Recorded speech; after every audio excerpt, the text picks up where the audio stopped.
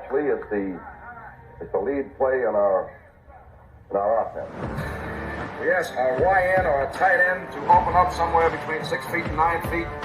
Get an isolation with the linebacker. Tell the tackle to take the defensive end if he's over him. If he's not, to drive down on the first man to his inside. If the YN has the linebacker taken out, he cuts inside. If the YN has the linebacker in, he comes all the way around. If you look at this play, what we're trying to get is a seal here and a seal here. And try to run this play in the alley.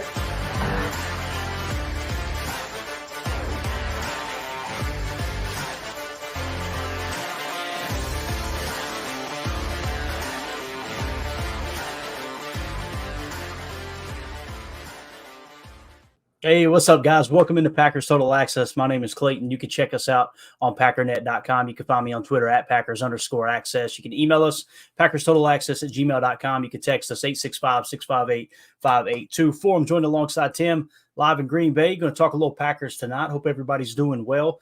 I know we all kind of sat around the old Twitter bird today thinking, will we at least get an interview nugget, right? Will someone be interviewed for DC? Just didn't happen today, did it, Tim?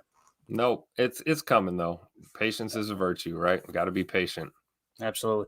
And, we kind of talked about some of our top picks that are under the radar. We mentioned Chris Hewitt in Baltimore. We mentioned Dave Merritt in KC. I think my favorite, hands down, though, is Johnny Holland in San Francisco, although it sounds like he is battling some health issues. So might be kind of unlikely that he would even be looking to be a DC right now with all the extra added responsibility and all that and having to pack up and move across the country. But Johnny Holland to me is the one that's most intriguing, I think. And of course, Chris Hewitt. Chris Hewitt's right there too. Like I would be.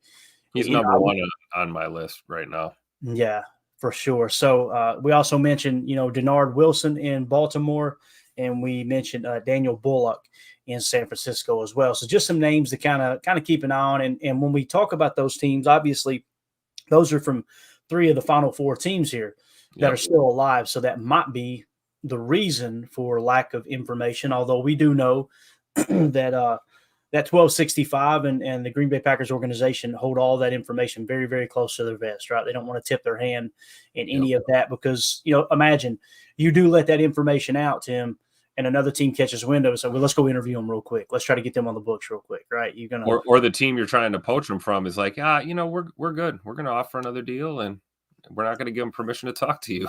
Yeah, exactly. You know what? We're gonna give you free meals on Tuesday in the cafeteria. How about that deal? I'd sign up for that. I ain't gonna lie. So there you go. Let's see. Let's go to the chat real quick. Andres in the chat says, "I miss Joe Barry," and then he came back and said, "Just kidding." So there you go. You got that one going. We're going to give him some. Eric Sutherland said Belichick or Frazier. If not, bring back Barry. The Belichick talk, I don't want to say it's heating up because it's not, but there's people talking about it, right? And we had mentioned it right off the bat. You guys know that would be my dream pick. And it's the reason I haven't even mentioned it. It's because, Belichick's looking to try to break Shula's record. And I'm not suggesting that that's that important to Belichick, but I can't imagine he's looking to be a DC anywhere. Although he did, show love and respect for the Packers organization, the history of everything that Green Bay Packers represent. And I love that about him. I love the idea of what if Belichick did become the DC, brung Steven with him. Steven will be his play caller like he was in New England. And then when Bill hangs it up in a couple years, whether it's 1 year, 2 years, 3 years, Steven Belichick just step right into the role as DC if he doesn't get a head coaching offer. That'd be cool. But I think the only way that works is Rich Bisaccia back down to special teams coordinator, and then Bill would have to be the assistant head coach as well, I think. I mean, we're dreaming, right. Totally dreaming here. But I don't know. That would now, as far as that goes, Bill's not getting any other offers. Now, he would get other DC offers. We know that. Someone would swoop up him in a heartbeat. So, as far as that goes, he would have the right where he's a free agent. He could choose. So that assistant coach title, in my opinion, I could be wrong, it doesn't really come into play as much. It only comes into play when you're under contract with the team and they can block a lateral move, So I don't think it would be that big of an issue. But, again, it's a pipe dream. That ain't happening, I hope go ahead. I'm looking up in a month and going, man, I was wrong and I'm happy about it. But I don't see any scenario where that would be the case. What were you going to say, Bud? I was just going to say two names right here, Eric Sutherland bringing up Belichick and Frazier, two highly respected coaches, at least from my perspective, got a lot of respect for these two. But that being said, not on my list, neither one on my list for DC here in Green Bay. Yeah. Just more of a predictive, attitude when it comes to that. Just saying I don't think either of those two are going to end up being the guy. Not saying that they would be bad candidates, just saying that they're not high up on my list of who I think we should have here. Yeah, definitely. Well, we mentioned a video earlier today, guys, and many people were going, Clayton, show the video. I was telling you it's from the Packers Legacy documentary that you can find for free on YouTube, on the Packers YouTube channel and all that. It's just one of my favorite documentaries all time. They did such a good job with it. Cliff Crystal's involved with it very, very heavily. And you guys know he's the team historian. And basically that Legacy documentary is like the video version of his book, essentially, right? And that book series is one of my most prized possessions when it comes to Packers. I guess you'd call it memorabilia. Any kind of Packers, geared item. I love it. Just absolutely. It takes you from start to finish. Talks about the history of the city. I mean, it's just a phenomenal book. But this video I'm going to show you is from that Packers Legacy documentary. We were talking about potentially drafting a quarterback. And again, I'm going to throw it out there again. We weren't saying we should draft a quarterback. We were just simply saying if a guy with a high enough draft grade drops to the Packers, don't be surprised if they were to pull the trigger, because quarterback is that important of a position, right? So, and I pointed out the story behind Ted Thompson and going to Bob Harlan on draft day and seeing Aaron fall on the board and him going to Bob like, hey, I think we're going to take him and we're going to catch some heat for us. So many people were saying, hey, I'd like to see that video. So I pulled it real quick. Again, make sure you guys go to if you just type in Packers Legacy on YouTube when this pod's over, and make sure you click like on the video, all that good stuff. Share it on Twitter, get it out there. I still can't believe there's so few people that's watched this documentary. It is just absolutely amazing. But here we go. This is the story behind Ted Thompson kind of taking over as GM, and then obviously leading to him drafting Aaron Rodgers while Brett Favre was still on the roster. Here we go. And I just want to say this.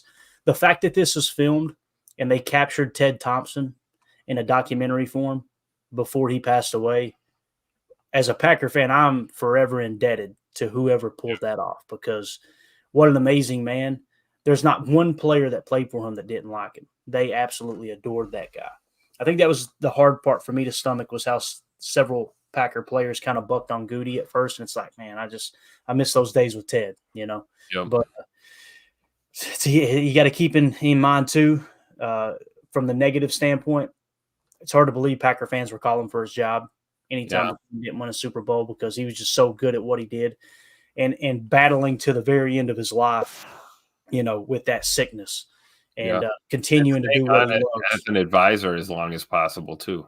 Being a part of this organization for such a long time is just a testament to who Ted Thompson was. Yeah, absolutely. And you hear Goody talk about Ted all the time, and just the respect he has for him. But anyway, here's the video. It's a really cool, again, Packers Legacy documentary. Check it out on YouTube, on the Packers YouTube page. Here we go. It's about football. It's about how can we help the team win. You have to keep your eye on the ball and make sure you don't stray from what you're trying to accomplish. We're in the draft room. You have to make decisions that are based on what's good for the team. There are certain requirements that we think you have to be able to play in the NFL. Height, weight, speed, all that sort of stuff, the analytical thing. But then there's also the football part. What sets Ted apart, he really spends a lot of time on the road. So when we make a decision on a player, he's most likely talked to that player, he's talked to the coach, he's talked to the trainer. So we're making informed decisions. There are particular players, I think, that you come alongside during the course of your career and you see something different. Ted has always been a guy who cares deeply about this team and about his job. He's a scout at heart. He loves watching tape, and he really cares about the guys, and it comes across anytime he talks to the team. It could be someone you wind up taking in the 6th round, there could be someone that you wind up picking in the first round. Thompson's first draft as GM. That was a long day, April 23rd, 2005. I was the last in the green room. He selects quarterback Aaron Rodgers of California. Rodgers is the 24th overall pick. We all assumed going into the draft that he would go, 3 or 4 or 5 or something like that. Everyone knew it was going to be him or Alex Smith that would go first in that draft. We joked about who would be the last one in the green room, how long they would have to wait. We all thought, after the first 10 picks, we'd probably all be out of there on a plane on our way to our next city, excited about the opportunity. And we weren't in the market, so to speak, for a quarterback. John Madden used to always say, the toughest time to find a quarterback is when you really need one. That was in the day when they would show people in the side room. I'd look up there every once in a while and I'd see Aaron, just sitting there and agonizing, I'm sure. And he sits there and sits there and sits there. It was about 4.5 hours. Cameras on me, kind of some cleanup crew going on around me. Every little facial expression was captured.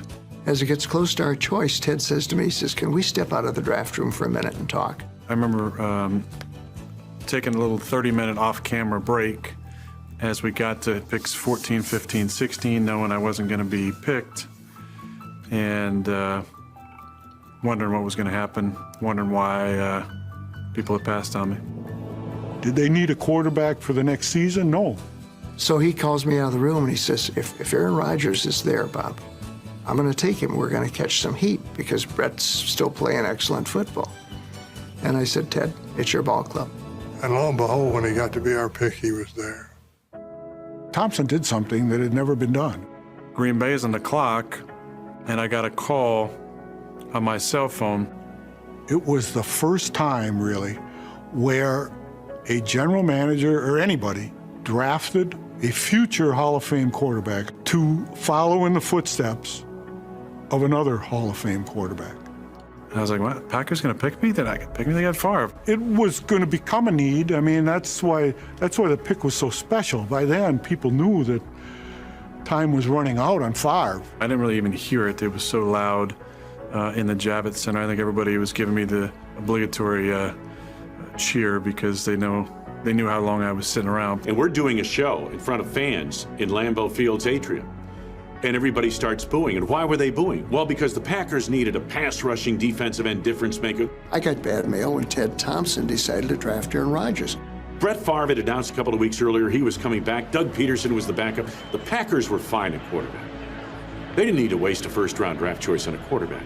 Everybody kind of left the room, and Bob Harlan came up to me and was like, this guy's good, right? Like, he's really good. And I was like, he's awesome. Everybody said, why in the world are you taking a quarterback? Particularly when 23 other teams passed him by. It was the right thing to do, and that was the thing about Ted. He was never afraid to do the right thing. Ted Thompson does not get the credit he deserves, and some people say, well, he locked into Aaron Rodgers. I couldn't disagree more. As a person in Ted Thompson's position, you always have to be thinking about the future. I always appreciate him taking a chance on me. It took more courage for him to take Aaron Rodgers than pretty much anybody else in the NFL because he had Brett Favre. The Packers are going to be around for a long time, and so he was looking at who would be the future quarterback of the Green Bay Packers. What that did for this franchise is immeasurable. But the Packers are struggling on the field. The 2005 season ends with a dismal 4-12 finish. Green Bay's first losing season since 1991. After 6 seasons, head coach Mike Sherman is fired. They tried to work together for a year. Ted had even given him a contract extension. Mike was still bitter, and Ted knew that wasn't going to work out. We interviewed probably 12 or 14. All right, there you go. Well, bottom line is Rodgers, who the only place he's going to take you to is the toilet bowl, and then you got Brett Favre, who will take you to the Super Bowl. Yeah, I hear you. I'm just saying, we're not going to talk about it. I would never be able to get over Bill Huber in the back going. Rest in peace, Ted Thompson. You legend, man. You absolute legend. You old goat, you, man. Yeah, what an amazing person. Bunch of things there. Someone pointed out John Schneider, right? Let's see here. Paul Robertson said, John Schneider, in my opinion, the best GM to come out of the Ron Wolf tree. I mean, he's a dandy. Some of the stories that's come out about his time with the Green Bay Packers, too, is just awesome. He's like one of those guys that sounds like he would party with the team sometimes, too. I'll just leave it at that. And just some funny stories that's come out of there. If I remember correctly, too, that video ended with them having one of their worst seasons, right? I think that high draft pick actually led to A.J. Hawk, which, as you guys know, will go on to be one of the most reliable middle linebackers in Packers history, the all-time leading tackler in Packer history, won a Super Bowl, won at every level he's ever played at. I'm pretty sure he won a state championship in Ohio. He won a national championship for Ohio State and then won a Super Bowl with the Green Bay Packers. That's just not a coincidence, right? He's just one of those players. So that might have been, matter of fact, that would have been, I guess, Ted Thompson's second first-round pick, right? The next year, if I remember correctly. Those years all run together. I probably got that mixed up, but nonetheless. Really cool stuff there. Lee 86 said, why did he fall? I forget. There's no one really truly knows. I do know that Aaron, one of the things that stood out to me the night before that draft, I was living in Knoxville, Emilio, as a matter of fact. I was working over the day of the draft, that Saturday. Back then they did the first round. It was like an all-day event on Saturday, right? If I remember correctly, yeah, the draft was formatted a lot different. And I was in an office building over off of, what was it? A paper mill off of Paper Mill Road. And I remember thinking, man, if somehow, some way Alex Smith could drop to the Packers, how awesome would that be? But he's going to be gone in the top 5. And the reason I say that, we were talking about Aaron Rodgers. It was a slam dunk the night before. Aaron Rodgers was going to be the number 1 overall pick. Like, it was done, right? And all of a sudden, he doesn't get picked. And now people start thinking, why is he dropping? The one thing that stood out to me, I remember going into that, he held the ball up here, right? It was weird how he held the ball. And he, obviously he played at Cal, he played at Butte. I can't remember who was his college coach. Do you guys remember? He was like a quarterback guru, but was it Tedford? Maybe something like that. Anyway, they were saying that he had a lot to do with the way he held the ball and stuff like that. I also heard rumblings that he was one of those guys that I don't know if alpha is the right word, but he wouldn't take crap off of people. As you can see today, obviously, he's not going to just go with the flow. So that's probably another reason why he might have failed. But, ironically, for those of you who don't know, Mike McCarthy was the offensive coordinator for the 49ers, and they chose Alex Smith over Aaron Rodgers. And then it was like the very next year, Mike McCarthy gets the head coaching job in Green Bay, and they said Aaron gave him hell over that the entire time they were together. Like, yeah. Who do you think you are? I am. Somebody said that Aaron would say in meetings, what about check down Charlie out there in San Fran that you chose over me, Mike? That's what he would call Alex Smith. He'd say all kinds of stuff. So I'm not saying that's the right way to handle it, but that's that whole Michael Jordan mentality, right? That whole, hey, good luck, Mike. That's all I needed. You know what I mean? You know what else I loved about that was Goody in there. Oh, yeah. Goody, he made the tough choice when he had to, and the choice was immeasurable for this franchise and this organization. Yeah, and I think that you got to look at the Jordan Love pick, almost hand in hand, sort of same tree. I think he's willing to make those tough decisions. That's why he is a good GM, because we fan with the heart and he fans with decisions and business, choices moving forward. Yeah. Now that the Roxbury agrees there. I totally agree, man. That's well said. I like what he said about Ted was never the type to shy away from doing the right thing. Right. Even if it pissed a bunch of people off, he knew what was right and what was in the best interest of 1265, and that's how he acted with every decision. Whether we agreed with it or not, whether it panned out or not, we know Ted in his heart of heart believed it was the right decision. Yeah. And I say that because we talked about quarterbacks earlier today, and the reason I wanted to show that clip is because there was someone in the chat earlier that was going, "That shut up about quarterback. That's so stupid. It's such a bad take." And I'm going, You sound just like those guys back then. I know a quarterback that might have something to say. I got some advice for y'all. Take 2 weeks off, then quit. And he was the one caught up in it. He really was. They said, and it's so cool to hear Andrew Brandt tell his side of the story. Andrew Brandt was one of the members of the executive, group in Green Bay, kind of the front office, if you will, handling contracts and everything around that time. And they said immediately Brett's camp started hammering them, like, what are we doing? Why are we drafting him? This and that, right? And rightfully so, hey, look, he's coming for your job. You still wanting to play. It's the same thing that Aaron had to deal with. Aaron handled it 1,000% better than Favre did, though. I mean, he literally took Jordan under his wing, and then Aaron started trying to push his own way out of the organization a little bit. Like, hey, I'm not saying it was the 100% only reason that he was, acting the way he was, but you could tell there was a little bit of that. It's not fair to Jordan to have to sit like this either, right? Because Andrew Brandt said that Aaron's camp was complaining to him, going, hey, how long is this guy going to play? And Brett's camp was arguing to them, going, hey, you know how hard it is for him to go in the meeting knowing his replacement's in there every day. And then you find out later on that Aaron called him grandpa in front of the team. Yeah. Whoo. So anyway, interesting conversation. Reef says, young Aaron Rodgers, did we ever know how good he would be? Nobody did. If they did, he would have been number 1 overall pick. We all know that, right? So hindsight's 20/20, man. Eric Sutherland said, damn, this got me in my feelings. Thanks, Clay. Mm-hmm. I love stuff like that, man. I'm telling you, that documentary, you guys, I can't believe it doesn't have more views. It's phenomenal. It's called Legacy.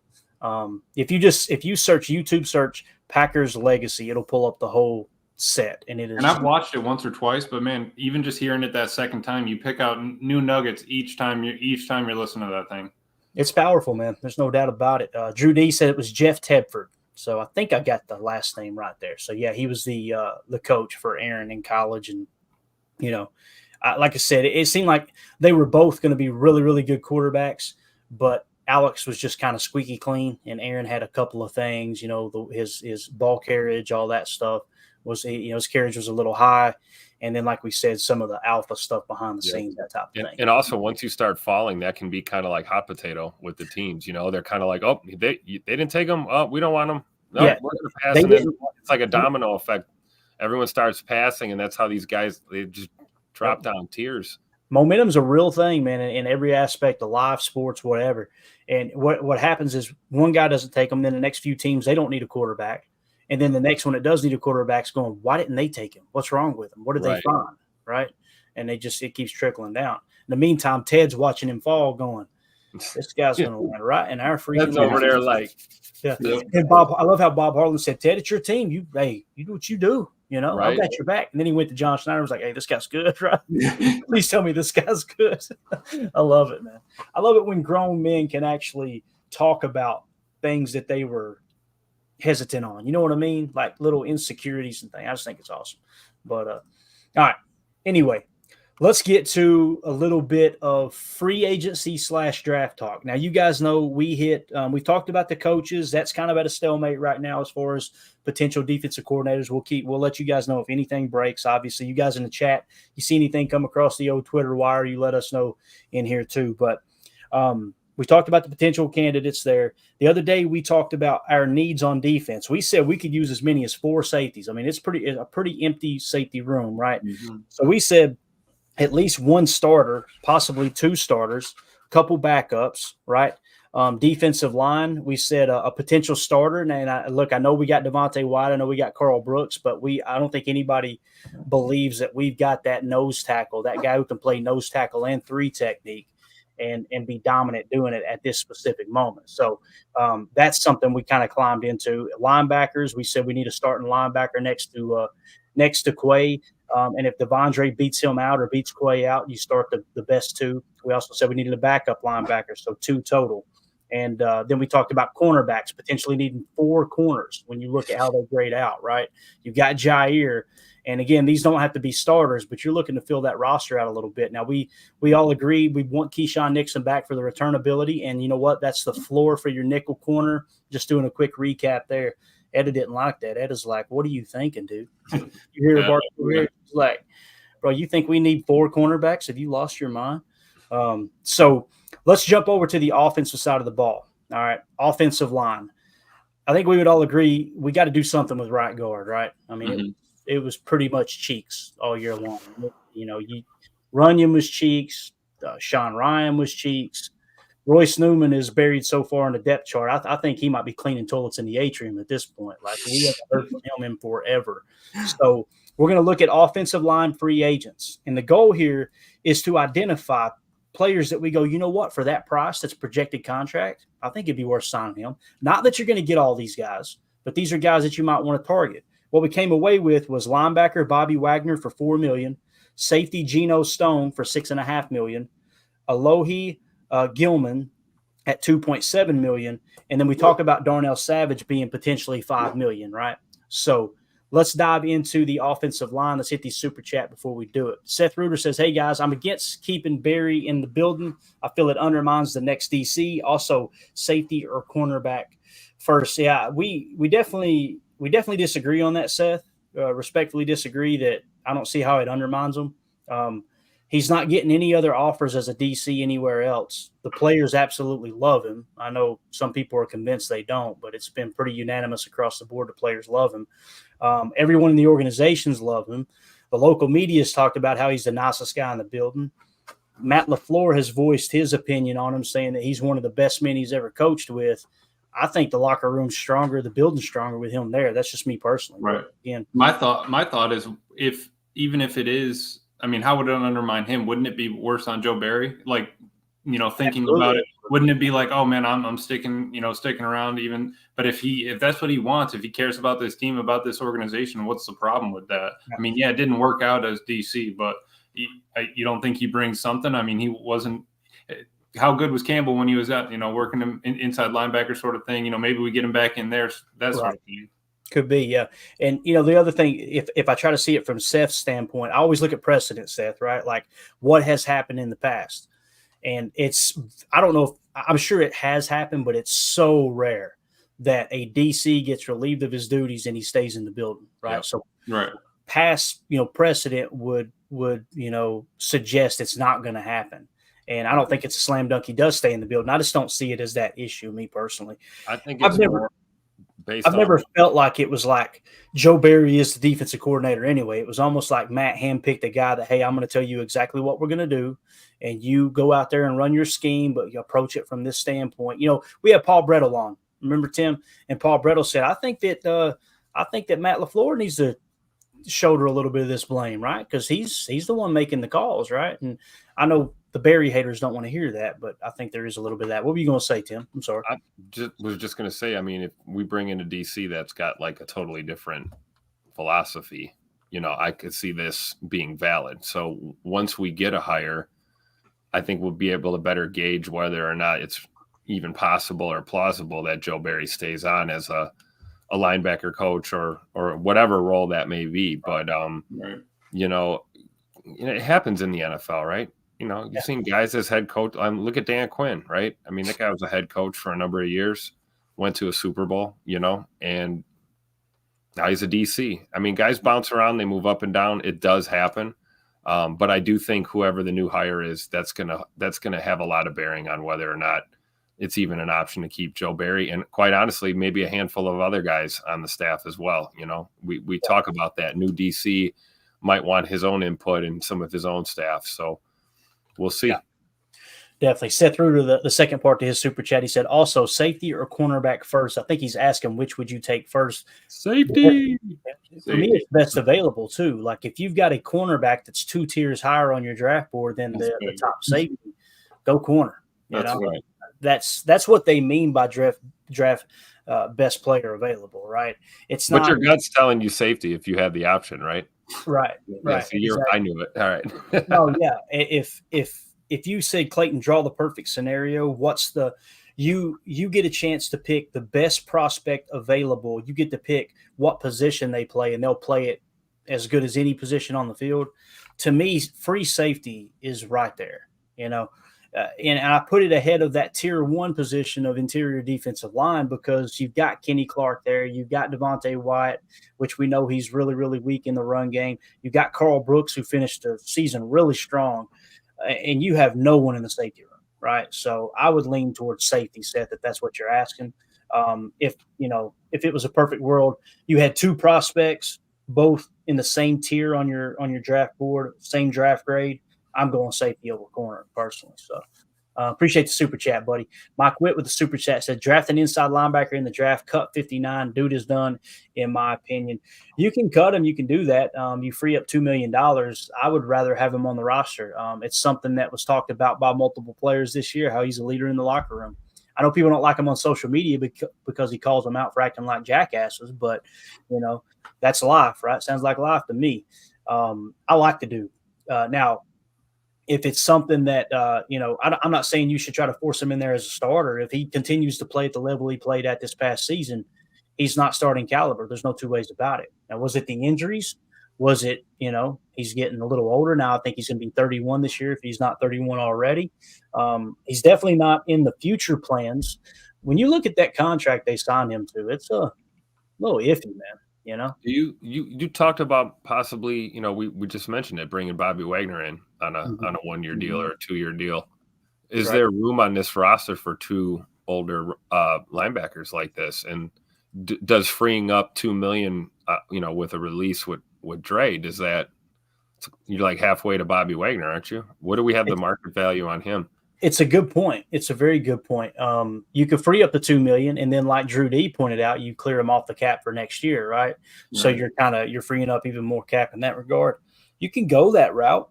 I don't weigh it out like, okay, that's $2 million towards Wagner. Here, listen, if you want to sign players, you can make it happen. I mean, if you don't believe me, go look at the Saints cap situation. Every year they're anywhere from 60 to 80 million over the cap this time of the year. And then magically they're back under the cap for the start of the season, right? I'm not saying the cap is fake.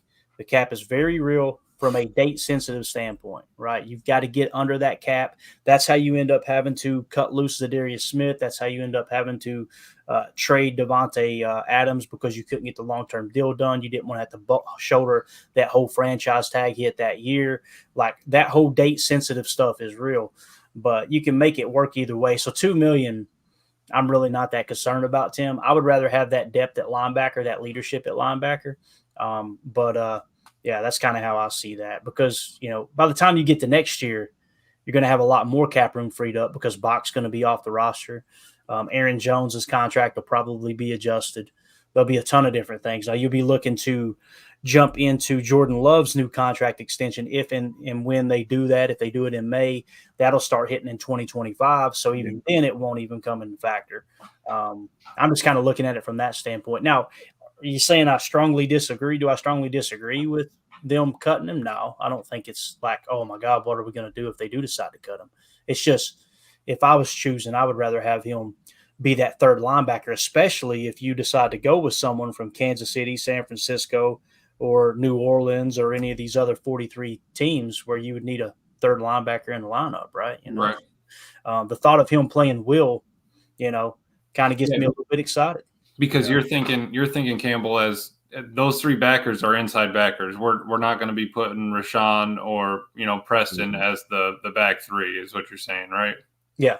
Right. Yeah. Okay. Well, you'd be like Quay, Dre, and McDuffie, or right.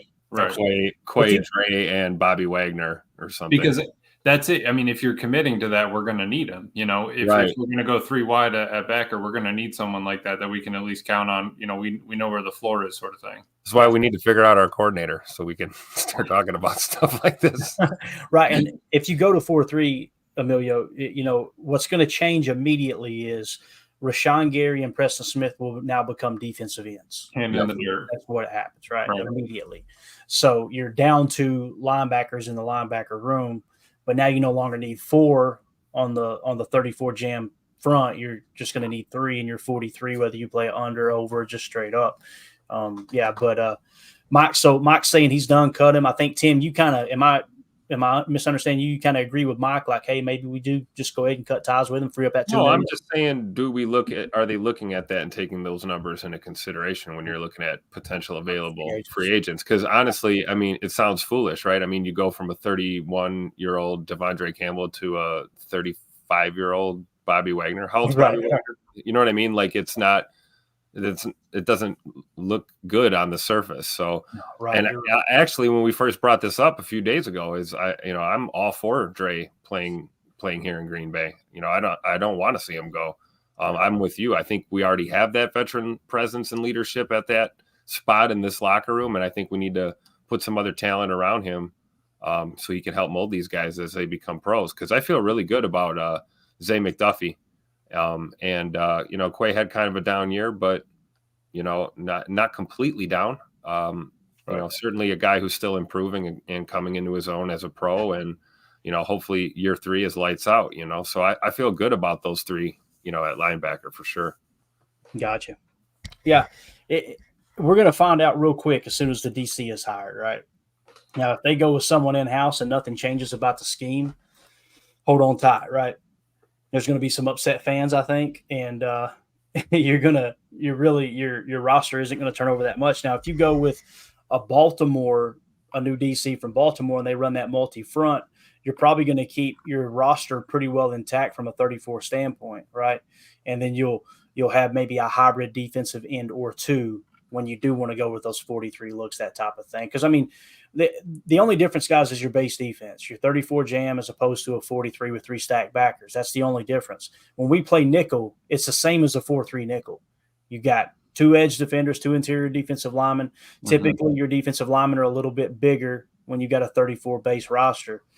As opposed to a 43, you're going probably more in that 280 range, 285. There's 300-pounders, defensive tackles, in a 43, of course, but it's just not ideal. You want a little bit leaner defensive tackle there in the middle for those 2 spots. So Mike Witt said Cooper DeJean is my draft crush this year, guys. You're not the only one, Mike. People absolutely love Cooper DeJean, bro. I'm not big on him, just to be honest. I mean, I think he's a good prospect and all, but he's pretty far down on my draft board. Granted, it's not finished yet. He may rise back up it by the time I get all the information in. But I was really surprised, man. When I added in my first 4 components, I was like, why is everybody so in love with Cooper DeJean? I just can't figure it out. So, but again, I'm in the minority, Mike. You're definitely in the majority there, but thank you for the super chat. All right, let's talk about offensive line. Let's see what the free agent market looks like with offensive line. Y'all ready for this? Let's do it. All right, here we go. Let's take a quick peek here. Let me get on the right screen. Can you guys see that okay? Or do we probably need to go full screen, don't we? Can we go full screen? Yeah. There. That's a little better. And you guys, listen, cut me off, chime in at any point, okay? We're going to start with centers, all right? Because this is everyone's kind of crush here. I think it was someone, was it no. Okay, nobody mentioned it in here. I know it was Drew D earlier today or yesterday mentioned Connor Williams kind of being his guy. So when you look at the center position, right, the 37th overall ranked free agent according to PFF is Connor Williams from Miami. And it's really, really intriguing because 1 year, $6 million is the projected contract. He's 26 years old. So if he's really that good, you'd be okay with giving him a 2 to 3 year deal because you can get out of the 3rd year. Typically, the way contracts work in the NFL, gang, if you sign a 1 year deal, you're pretty much good for 1 year, right? If you sign a 2 year deal, it's still kind of a 1 year deal. If you sign a 3 year deal, it's really just a 2 year deal, meaning you can get out of it with minimal damage in that 3rd year, right? Yeah. So if he's going to be 27 by the time the season starts, right, you give him a 3 year deal, you can get out when he's 29 if he does hit the wall. Now, he could continue to play at a decent level, but his PFF grade starting in 2021, 75.2, 78.4, 86.5. Keep in mind, he plays for Mike McDaniel, right? What does that mean? Similar terminology, pretty much the same exact terminology, same coaching tree, same style of play. They just do it a little bit different with personnel as opposed to a lot of 11. The last I checked, they ran a lot of 21 personnel. That could have changed here recently, though. He may have switched up and went to 11 with those really good receivers they have down there with Waddle and obviously Tyreek Hill. But solid guy right here. I mean, if you're telling me we could get him for 3 years, $6 million per, and then have it kind of front loaded to where that 3rd year, the guarantee's pretty much up and you can cut him for minimal. I'm all on board with that, guys. What do you think? That last sentence in the write up there is alarming. Mm-hmm. Suffered a torn ACL in week 14. So a couple months ago, he tore his ACL. What? Ooh. You know what that means, Tim? Screaming deal time. You know, you pick him up. You're right. Yep. Yeah, I'm not saying it's a like let's write this guy off. I'm just saying that's a a gigantic alert. It's huge. It's absolutely huge, man. Think about it. Gary tore his toward the end of the year, and he was a freak of nature. He came back in like 9 months, right? Mm-hmm. So not everybody's cut from that cloth, though, right? No. Is this guy cut from that cloth? Is he going to rehab that quick? Because we've seen the other end of the spectrum with knee injuries too. Yeah, and Gary's not carrying as much weight as Connor Williams. Right. So, right. Different movements. Gary's going forward. Connor's going backwards most of the time. And Gary's not always crouching and spotting or squatting down and turning. That's like brutal on the knee. It's like a catcher in baseball, right, Clayton? Like there's not a catcher alive who plays a long time and has good knees. No. I mean, it took me a year after my ACL, so I mean, but and here's the thing too. Like, you guys know, I lean towards the players on this show. I tend to have sympathy towards the players. This is the prime example. When a player holds out for a new contract and they're in the last year of their deal, this is why they do it. Like, think of the money he would have brung in had he not tore his ACL. Right. This is probably somewhere around $10 million as opposed to $6 million. That's why they hold out. They want to get that guarantee. Now he doesn't hold out for a contract. He doesn't get an extension. Tears his ACL in week 14, and now he's like, well, crap. I guess I'm just out $5 million. $5 million. My career may be over.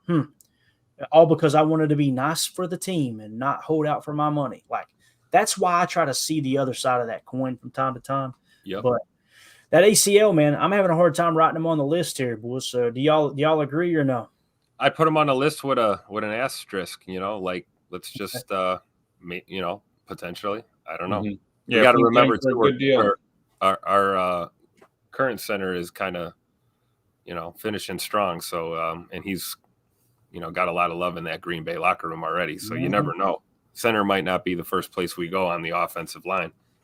Yeah, no doubt. Right. And I mean, he started at left guard there, with the Cowboys. So maybe he is flexible, to go back, something like that. I mean, if he's a universal piece, I would be all right with that.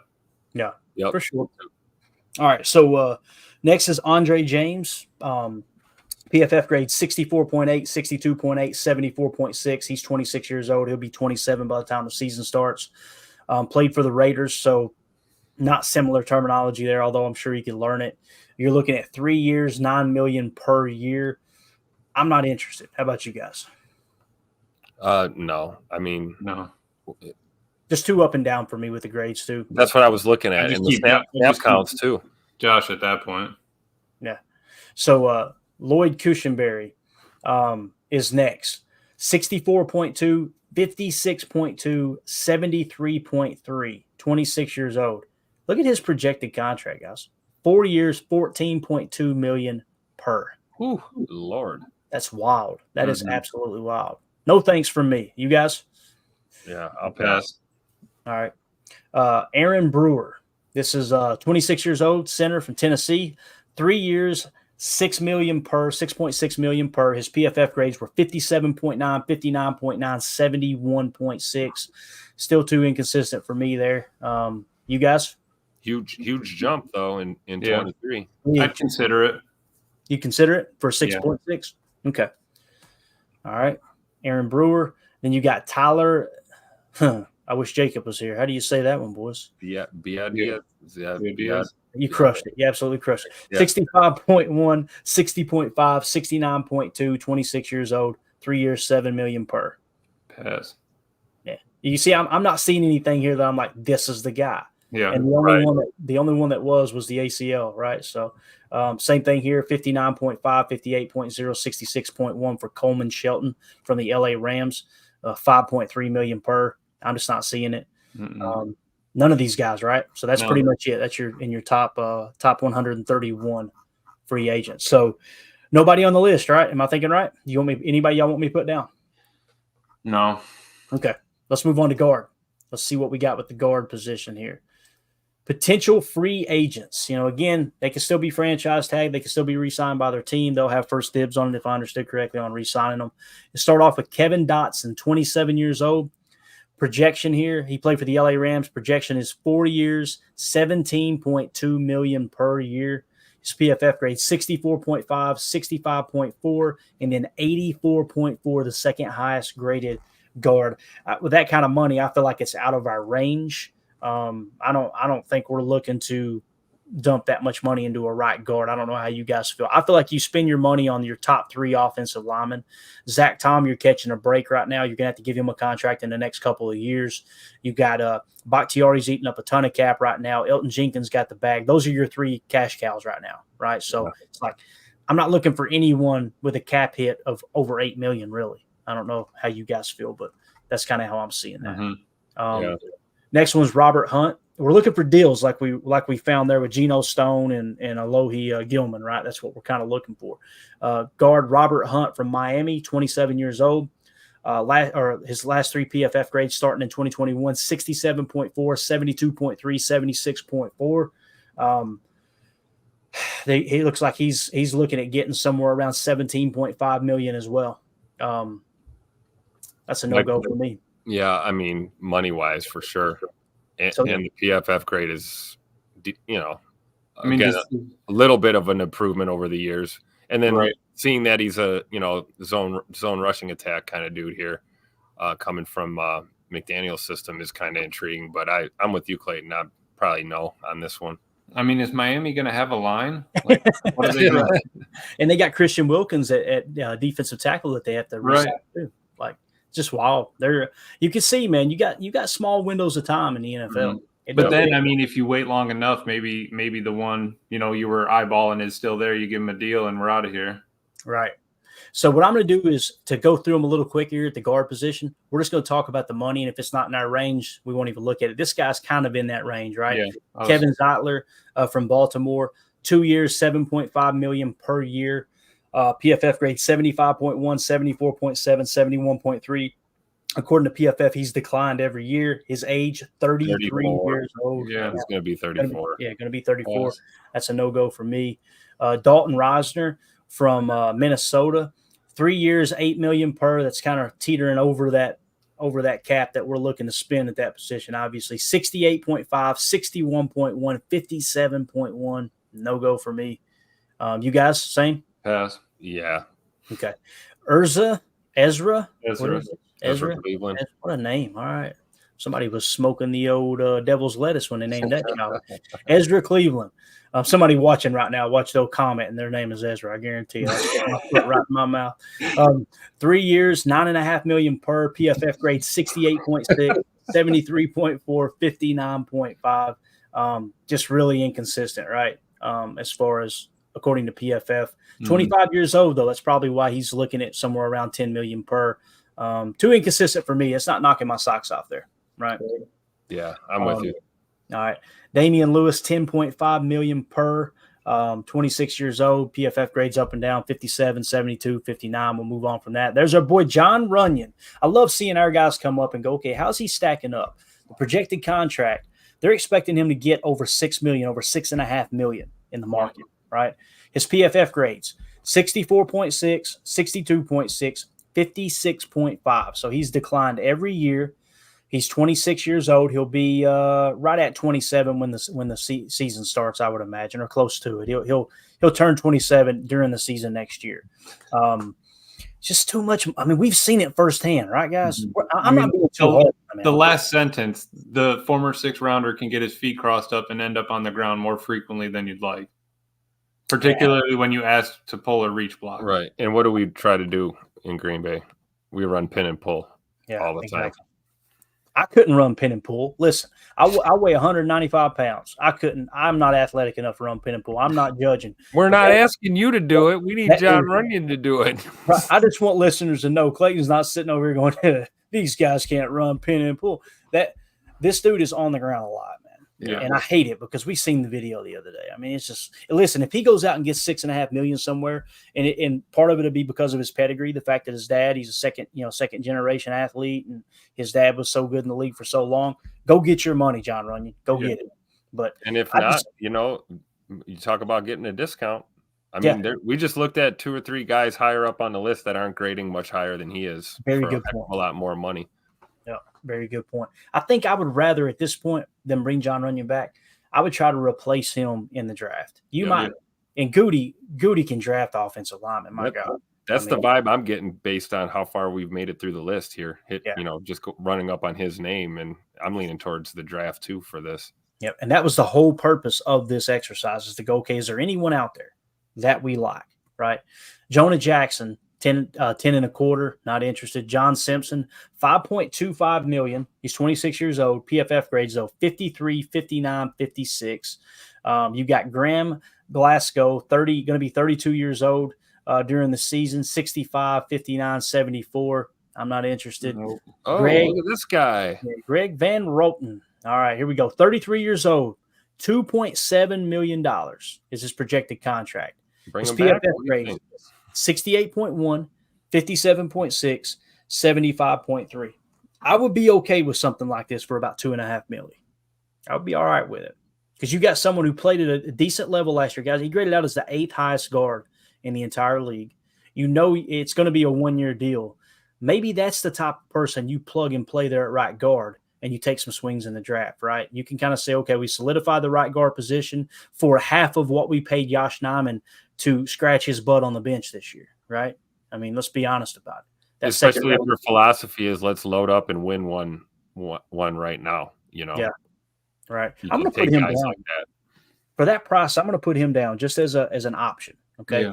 Yeah. So that's guard. Let me write this down real quick. Yeah, I mean, either him or if we go back to the center take, I would put Connor back on the list after looking at everybody else. Right. I mean, I would give that one a shot, because I mean, he's young. You could get him on a deal if he proves it. We could spread it out. But yeah, and if you don't get anything in the draft, and you were to get Connor, and you're taking advantage of that discount because of the ACL, you plug Sean Ryan into right guard, right, and you just roll with it. And then the second that Connor Williams is healthy, you play him at guard, or you maybe move Myers to guard and play him at center, right? Something along those lines. But you guys take a peek real quick at the super chats. Make sure I'm not missing any, because I'm deep into the screen. I can't see anything. Please let me know if we see any. They were saying that Van Roten was a Packer before. Yeah, I want to say he was a draft. Did we draft him? Was he drafted by us? I don't know, man. I know he did spend a brief amount of time here in Green Bay. Yeah, maybe it was like an undrafted free agent or something, Yep.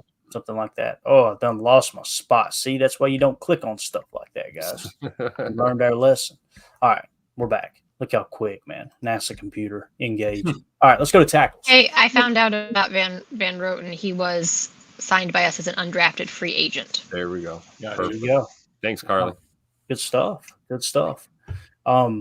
So I don't hate that idea, and I do have Connor Williams wrote down here for $6 million, Emilio, as a potential option. Okay.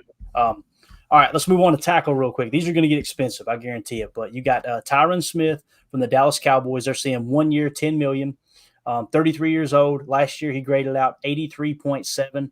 He graded as high as 90.2 in 2021. Took a step back in 2022, and then of course in 2023, this past year, 83.7, the fourth highest graded tackle in the league. Would you be willing to do that and slide Tom to right guard? No. You know what I mean? I don't like the idea on the surface. What do you got? Does anybody disagree with that? Does anybody think, yeah, I can do that? We could do that. No? Negative. Okay. All right. Next is Trent Brown, 30 years old, going to be 31 this year. Played for the Patriots. His projected contract is $7.5 million. 74.4, 67.4, 80.3. 10th highest graded tackle. That's getting in that range where I'm like, 1 year rental, maybe. Maybe. I'm going to pass, though. You guys? Yeah. Look at the snap counts. I don't know, like inconsistency with snaps. Like, oh, yeah. Is he available? Is he not? Basically played a half a season for 2 out of those 3 years, right, Tim? Yeah. Yep. Makes sense. All right. Mike Onwenu, I think I'm saying that right. Another New England Patriot offensive line. Like you said, Emilio, the Patriots ain't going to have enough offensive line on the field, right? What's crazy, though, is they got something like 70 or 80 million in cap space this year. Oh, wow. So when you factor in the fact that you could still maneuver contracts and free up even more money, if they wanted to spend $100 million as free agency on 1 year worth of cap hits, they could do it. That's the shape that Bill Belichick left that team in. So let's see. With Amanu, you got 4 years, $14.5 million per. He's 26 years old, 86.7, 79.3, 71.5. He's kind of trending down, although we know their offense has been booty cheeks, probably got a lot to do with it. I'm going to say no to $14.5 million. I'm imagining you guys are too, right? Yeah. Yeah. Cool. Mekhi Becton, 1 year, $5 million, 67.3, no grade in 2022. He was out the entire year, to the best of my knowledge. And then this past year, 53.2. So no. I don't care if you were asking for a minimum. We've got plenty of that to go around. So Jonah Williams, 26 years old, $16 million per year, 74.5, 61.0, 58.5. No, too much money, obviously. Jermaine Elmanor, I think I'm saying that right. 2 years, $7.2 million, PFF grade, 59.8, 75.3, 68.5, 29 years old. That's a no-go for me. Josh Jones, if you guys disagree, just speak up. We'll roll through. Josh Jones, 2 years, $7.5 million. He's 26 years old, 46.8, jumped to 75.8, and then only on 233 snaps went back down to 49.6. No, sir. Donovan Smith, $2.5 million for going to be a 31-year-old. He graded out 80.5, then 59.3, 56.8. No reason to think he's going to recover. George Fant, $4 million on a 1-year deal, going to be 32 years old, 71.1, 48.4, 61.7. Then you got Cam Fleming, $2.5 million, 71.7, 72.6, then dipped to a 59.4. He is 31 years old. With 100 snaps, maybe he got hurt. Yeah, something happened there. Can I ask a quick question? With that little blue, I can't see it under season grade, and that blue oval beside it, what does that say? The blue oval right here, Carly? Yeah. Yeah, it says he's the 29th highest graded tackle out of 81. Okay. Yeah, Thanks. that's basically their position ranking. Yeah. So now what does that tell you? If the free agency market, when it comes to offensive linemen, is down, right? Then that tells you that if the market's down, people are going to have to overpay to fill holes, right? It also tells you that now teams are going to be more aggressive in the draft to get offensive linemen. So you got to make a little mental note of that okay, don't be surprised if people are going to be trading up to get offensive linemen. Does that make sense? We did that last year. We talked about it with safety and we talked about it with tight end. We said the draft is heavy on tight ends, so we expect the tight end market to be down, and it was. The draft was light on safeties. We expected the market to be hot on safeties, and it was, right? So once we get the draft board completed as quick as possible, or as close to done as possible, then we could take a quick glance back and go, okay, where's it top heavy at? Where are the really good prospects? That'll determine how aggressive people are in free agency. You guys remember, I think it was Gesicki and a couple other tight ends. They sat forever, right? And the reason being is because teams were willing to pass because this was historically one of the best tight end classes in recent history. What did we do? We drafted 2, right? So everything kind of lined up in that regard. Mike Witt says Anthony Weaver from Ravens is my top choice for DC. Good stuff, and I'll make a note of that, and we'll take a look at Anthony Weaver later on too. I like getting these names. This is a fun time of year. This isn't going to last forever. They're going to make a pick soon enough, and you know what I mean?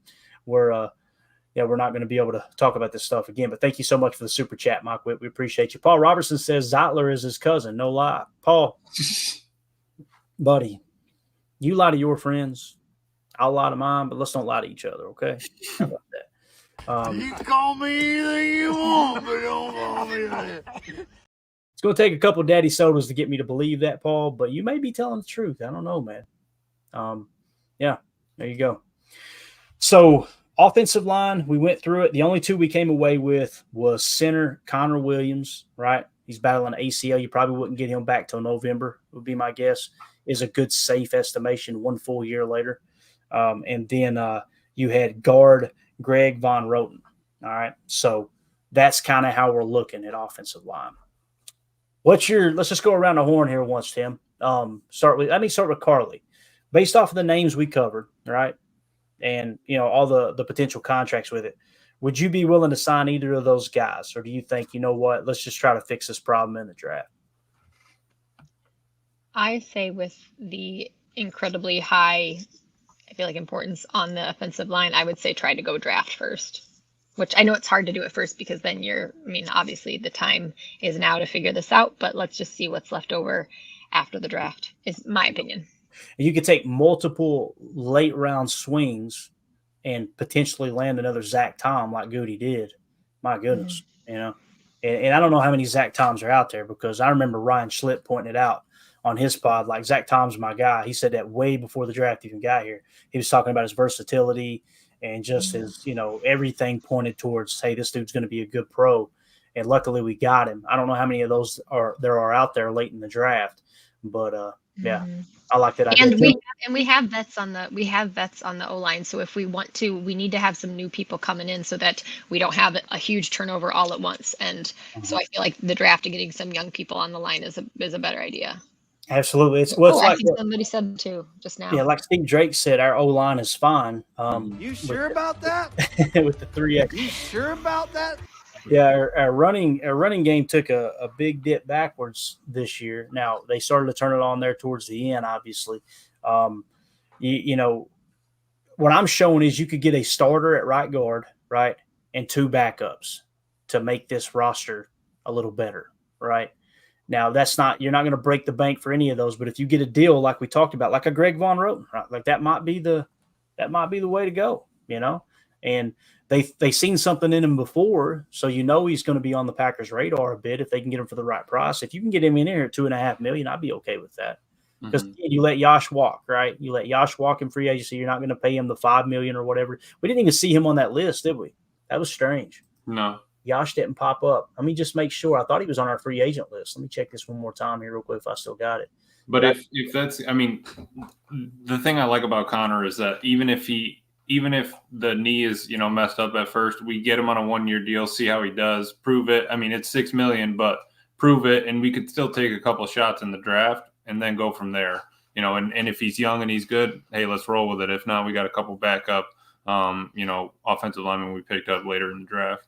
Yeah. Emilio, do you think that $6 million? I mean, I guess it does take into account his knee because it said that, but I don't see was he playing so well that beforehand that it would warrant a $6 million gamble when, like, it's not like we're even going to see him perform before drafting him. I feel like it's such a huge gamble. We know what bad ACL repairs look like, and I don't want to risk $6 million on it personally. What are you trying to say, Carl? Are you trying to say true. We've had bad ACLs here before?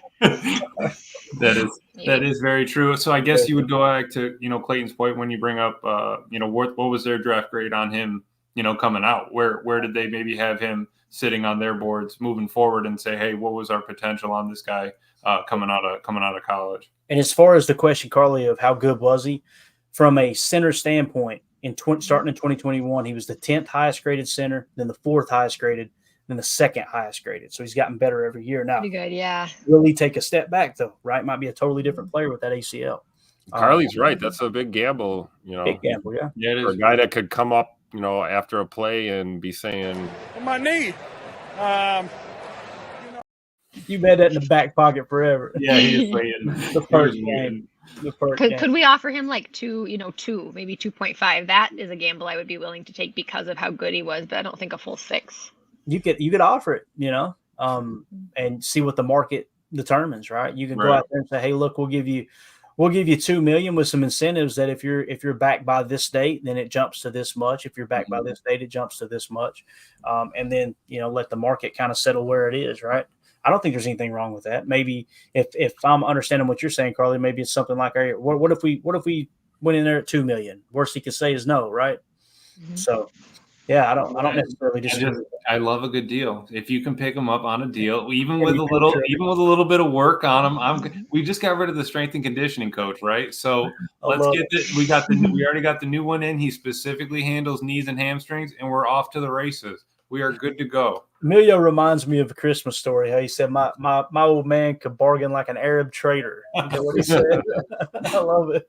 I don't know if that's appropriate today. I apologize if it is, but if anyone's in the chat, but assuming you're quoting somebody. It's fine. Totally fine. Yeah, you're right. I was quoting that racist. There you go. Rudy in the chat. Yeah. $6 million is like 1/3 of what he's worth. Healthy. No. He can block. Yeah, that was a long one. Yeah, I understand what you're saying. Yeah, so if you come in at 2.5 million, I'd be okay with that gamble. And I'm not going to, so quit asking. and you put him on the pup list, right? And you kind of move forward as if he's not even there. And then if he's healthy later, you got him for a push, right? So something to consider for sure.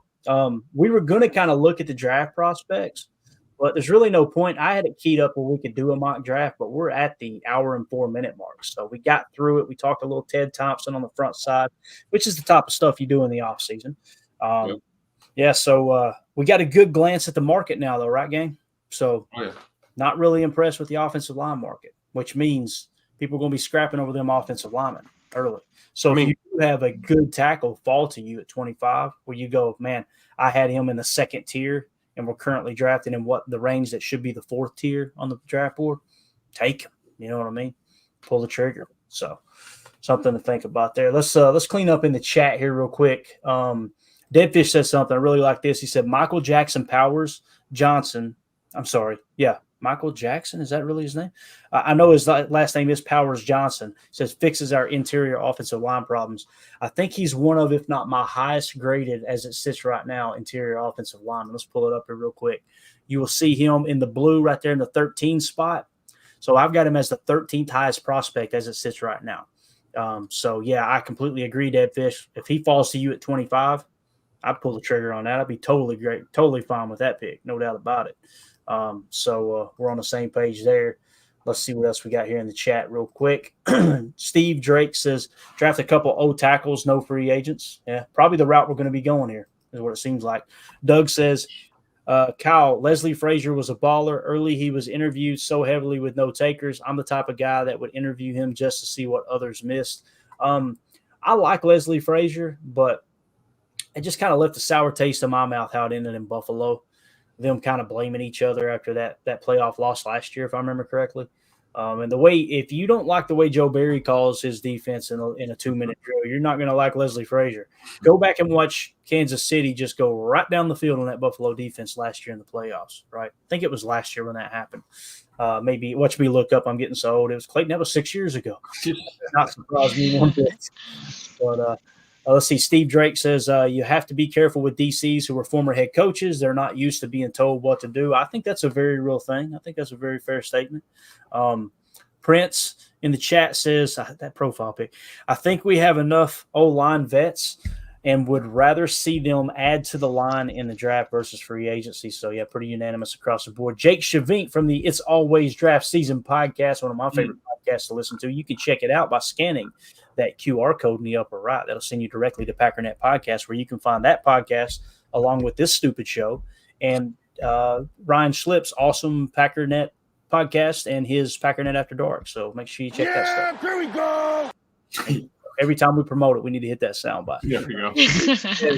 I'd rather go into the 2024 season with a depth-ridden O-line with 2 rooks rather than just leave it as a, quote, fine unit. Mm-hmm. I think he was replying to someone else in the chat. Mm-hmm. I agree. Not at the trenches. I agree. Coming up. Completely agree. John Schmidt says, fine is not the standard in Green Bay. Look at him, boy, coming in. I love it, man. I love it. Absolutely love it. And Doug says, good luck cleaning up the chat, Clayton. So I've looked up and I have 128 live chats that I have not seen. So we're just could I respond to something Paul Robertson said? Yeah, I'll be careful, but yeah, go ahead. It's Paul Robertson. All right, yeah, I'll show it. He says, so there's truth to the Jair being traded rumors. So I'm assuming those rumors came from what he posted on Instagram, right? Is that what people are thinking? Yep. Okay, so I saw that and I looked all the way through, and he's like posting, thanks for this 6 great years, Green Bay and all this. And then it goes through pictures of him with the fans and signs and stuff and how much Green Bay loves him. But the very last thing is a little video of him walking, going like with this little grin, like, gotcha. Like, I think he's just stirring the pot, and I don't think there's any way that he is getting traded or leaving or anything. So I'm gonna just my 2 cents. Yeah, I'm going to come Twitter real quick to see in case he just seen something else here. But okay, many people came away with that same opinion, Carly. I kind of looked at it a little bit different. It's not that I looked at it different, but I'm still going, did we not learn from what just happened? Like, you know what I'm saying? Am I the only one like scratching my head? Like, how how on earth do you look at this cornerback room and go, oh yeah, trade Jair? Where we stand right now. How on earth do you come to that conclusion? Not Instagram, the Cardinals website. So, Paul, if you could put in there what you were seeing. Podcast, I think it might have been. Oh, I'm sure there's plenty of teams that would want us to trade Jair to them. Of course. Oh, we're gonna need a link here, brother. I'm calling Twitter. I trust Twitter. Twitter's where you get the real news, and I'm not seeing it here. You know what I mean? So, yeah, I'm not breaking. Oh, here we go. 2 hours ago, breaking. It's a Bears fan, by the way. My sources inside of the Packers organization tell me that a deal with the New England Patriots has been agreed upon that would send superstar defensive back Jair Alexander to New England. Current details are unknown, but it's expected to be a mid-round. Yeah, and then when I click on his profile, it's a picture of DJ Moore, and he's got 521 followers. I think they might have been talking about Steve here. Heard earlier on another pod that Cardinals want Jair and are willing to give the 27th or 35th pick. That's what they were trying to talk about. Yeah, I don't know, man. Try again. Thank you. Try again. The next tweet that pops up was 3 hours ago. It says Eagles should target these free agents or trade for Hollywood Brown, Patrick Queen, Aziz Al-Shaair, Devin White, Frankie Louvu, a PS2, Jair Alexander, and Winfield Jr.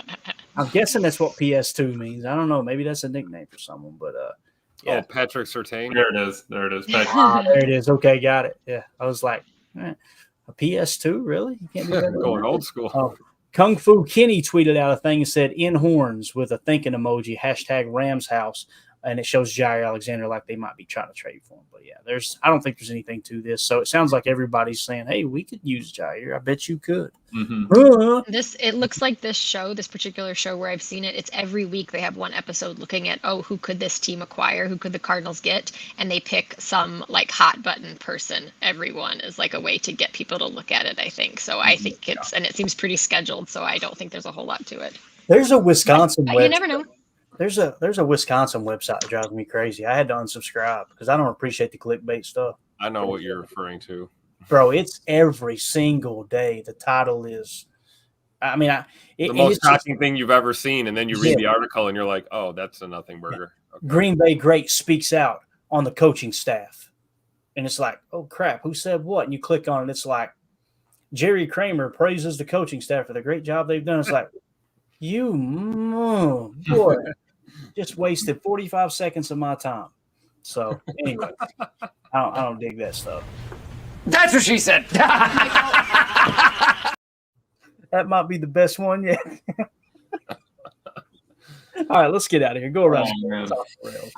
Around the horn, Tim. Say something. Just say something. You can't have Jair. You can want him all you want. He's staying in Green Bay. Keep your mitts off our cornerback right now, man. We're talking about bringing in four? What's our list say? Four corners. We're gonna trade the best one we have. Nah. I'm sticking with 2024. Jair for Green Bay 2024. He's under contract. He's not going anywhere. Like Jake Shabink says right here. Yeah, at least a fourth. Pick 4 and 27 for Goody to even answer the phone. I agree with that. That sentiment. Yeah, that's not a fourth round. That's pick number 4 exactly.